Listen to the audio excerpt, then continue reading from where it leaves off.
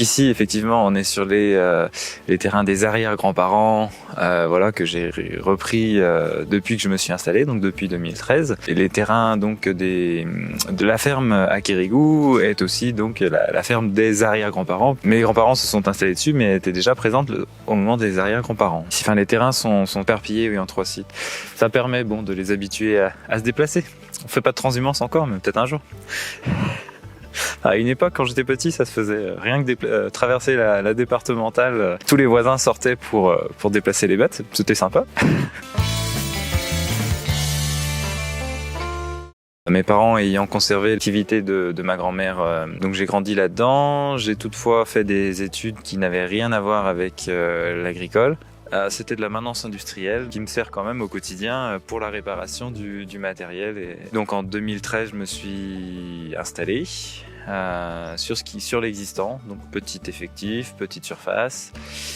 Et voilà, avec pour but principal de pouvoir élever des animaux sur la ferme avec ce qui est produit sur la ferme. Pas d'achat ou le moins possible. Les évolutions qu'il y a eu depuis 2014, la vente directe, et puis automne 2020, la création d'un laboratoire de découpe à la ferme. Aujourd'hui sur l'exploitation, il y a 25 mères, plus la suite en fait, qui est élevée à l'herbe. C'était une de mes volontés aussi, c'est de ne pas expédier les veaux mâles à l'étranger. Voilà, je gardais tout.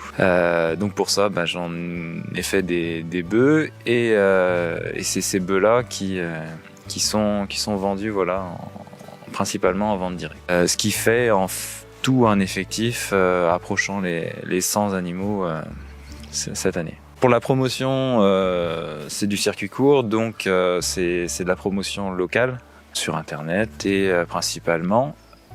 Et puis la chose qui marche le mieux, c'est le bouche à oreille. Les valeurs sont pas forcément des contraintes, justement, c'est des choses auxquelles on tient, et c'est plutôt ne pas rentrer dans les contraintes du modèle classique qui me tenait à cœur. Voilà, que ce soit par l'achat de matières provenant de l'étranger, pour ne pas citer le soja. Voilà, c'était ça, pour les contraintes, je les voyais là.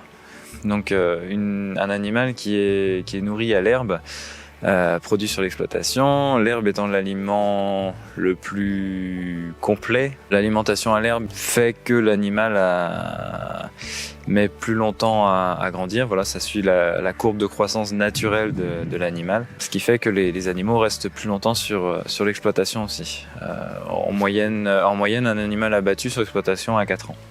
Pour moi, un animal qui arrive à l'abattoir et qui va dans la chaîne traditionnelle. Ça c'est en gros une réussite. Un animal qui meurt à la ferme, il y a à chaque fois ce sentiment d'échec. Et c'est vraiment là qu'il est l'échec, et c'est là que c'est dur, quoi. Mais elles ont tous des prénoms, oui. Qui sont en lien donc avec leur année de naissance, voilà, comme on connaît pour les chiens et animaux de compagnie. Ceux de 2013, je m'en rappelle encore très bien de leur prénom, même s'ils sont plus là. Par contre, les autres, c'est vrai que j'ai plus de mal à m'en rappeler. Par exemple, une vache qui a sa filiation, c'est que des fleurs, l'autre c'est que des noms en breton. Voilà, ça permet des petites astuces pour s'en rappeler. Oui, forcément, certaines on s'attache. Je me rappelle très bien, et il y avait un lien assez fort qui s'était créé. Après, on arrive dans la parcelle, qu'on le caresse, et le fait d'aller vers les animaux, voilà, le lien est maintenu. Il faut juste se rappeler que ce sont des animaux qui font autour des 800 ou 900 kilos. Justement, de celui dont je parlais là, le fameux Igor, parce que c'était l'année des lui, c'était, voilà. Le fait de l'envoyer à l'abattoir, c'était, je pense, le plus dur. Et c'est jamais avec une grande joie qu'on va jusqu'à l'abattoir, mais sans la finalité de l'abattage, ils n'ont pas de lieu d'être non plus, quoi. Le milieu agricole va plutôt bien, dans l'ensemble, on va dire. Il va falloir faire face d'ici quelques années à un grand nombre de départs en retraite. Voilà, faut pas se leurrer. Il y a énormément d'agriculteurs entre 50 et 60. À ce niveau-là, il y aura un renouvellement, j'espère, parce que autrement ça va être assez triste. J'ai régulièrement des stagiaires. C'est ce qui fait que je me dis qu'il y a quand même un peu de volonté, d'aller vers le monde agricole. Qu'est-ce que ça donnera, je ne sais pas. Est-ce qu'ils vont vraiment franchir le cap de s'installer? À l'heure actuelle, quand on voit une personne extérieure complètement au monde agricole qui veut s'installer, voilà, c'est pas ce qu'il y a de plus simple. Mais il y en a quand même qui le font, et en espérant que ça marche, que ça fonctionne pour eux, quoi. C'est vrai qu'on est quand même une terre d'élevage ici avant de culture.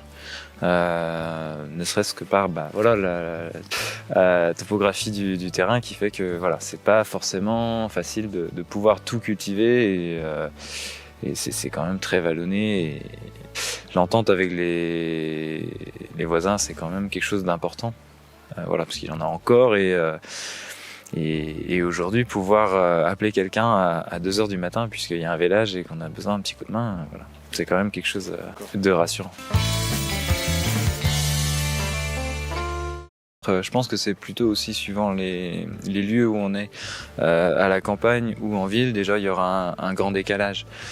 Pour moi, une des choses qui fait qu'on puisse être poussé à être vegan, c'est une méconnaissance en fait. Une personne qui vient ici, qui achète par ce biais-là, qui voit les animaux grandir, qui voit les animaux paître dans les champs, n'aura pas du tout le même regard, quoi. Quand on a cette connaissance-là, et je pense que c'est un manque d'information réelle. Manger des légumes, c'est sûrement très bon pour la santé, et ça ne me dérange pas du tout, et voilà, je le pratique aussi. Manger un steak de légumes au goût de viande, j'y vois pas l'intérêt, personnel. Mais c'est qu'un avis personnel. L'identité d'Arnois, c'est un côté rural. On n'est pas dans une grande agglomération. Certes, on a les grandes agglomérations à portée de main, mais voilà, c'est quand même quelque chose de local, où, à mon avis, on est censé pouvoir connaître son voisin et pouvoir le côtoyer facilement, quoi. Voilà. C'est le côté échange, facilitateur d'échange qu'est le milieu rural, doit, à mon avis, être préservé et doit être préservé. Forcément, le fait d'être dans un petit milieu, on est tous acteurs, et on a tous notre part à prendre là-dedans, quoi. Apprendre à notre échelle, à notre niveau. On a tous des qualités, on a tous des défauts aussi, mais voilà, il faut mettre ces qualités-là en avance et au service de tous, quoi.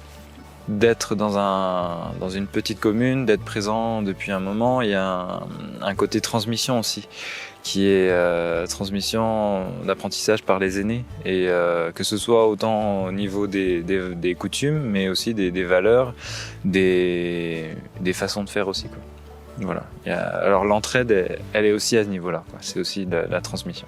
On a toujours tendance à vouloir remettre en cause ce qui a été dit avant. Des fois, ça a du bon, puisque voilà, on fait des choses sans savoir d'où elles viennent ni pourquoi.